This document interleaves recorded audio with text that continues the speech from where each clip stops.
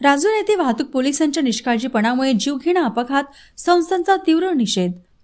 राजुरा शहरातील Adilabad railway क्रॉसिंगजवळ 18 November रोजी सायंकाळी 5 वाजल्यानंतर भीषण अपघाताची घटना घडली। 2 दुचाकींच्या समोरासमोर धडकेत सुदैवाने जीवितहानी टळली। विशेष म्हणजे हा अपघात तेथे उपस्थित असलेल्या वाहतूक पोलिसांच्या समोरच घडला। मात्र संबंधित पोलिसांनी कोणतीही विचारपूस किंवा तात्काळ कार्यवाही करण्याऐवजी बघ्याची भूमिका घेतल्यामुळे नागरिकांमध्ये तीव्र नाराजी व्यक्त होत आहे। सदर मार्गावर शाळा, महाविद्यालय, शासकीय कार्यालये, वनोद्यान तसेच एसटी आगार असल्याने सकाळ सायंकाळ मोठी गर्दी असते। अशावेळी वाहतूक नियंत्रण अत्यंत महत्त्वाचे असताना पोलिसांकडून होत असलेले दुर्लक्ष चिंताजनक असल्याचे स्थानिकांचे म्हणणे आहे।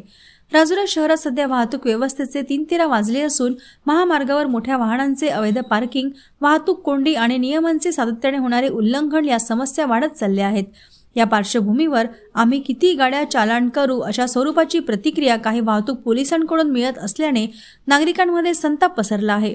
या संपूर्ण घटनेवर नैसर्गिक पर्यावरण संवर्धन व मानवता विकास संस्था आणि माजी विद्यार्थी संघाचे सचिव तसेच संस्थेचे महाराष्ट्र राज्याध्यक्ष बादल बेले यांनी तीव्र नाराजी व्यक्त केली आहे। त्यांनी मागणी केली आहे की मोबाईलवर बोलण्यात व्यस्त राहून कर्तव्य ड्युटी करणाऱ्या संबंधित वाहतूक पोलिसांवर तात्काळ कार्यवाही करावी।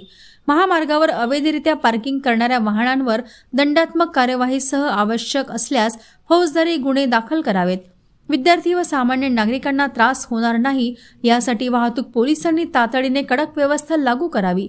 काही पोलीस कर्मचारी वाहतूक सुरळीत ठेवण्यासाठी प्रामाणिकपणे काम करतात, परंतु काही कर्मचारी चालढकल व निष्काळजीपणा करून अपघातांना आमंत्रण देतात, अशी तीव्र टीका करण्यात आली आहे। वाहतूक पोलिसांच्या या उदासीन भूमिकेमुळे नागरिकांचा जीव धोक्यात येत असून वेळ पडल्यास गंभीर परिणामांना कोण जबाबदार असेल असा सवालही उपस्थित केला जातो।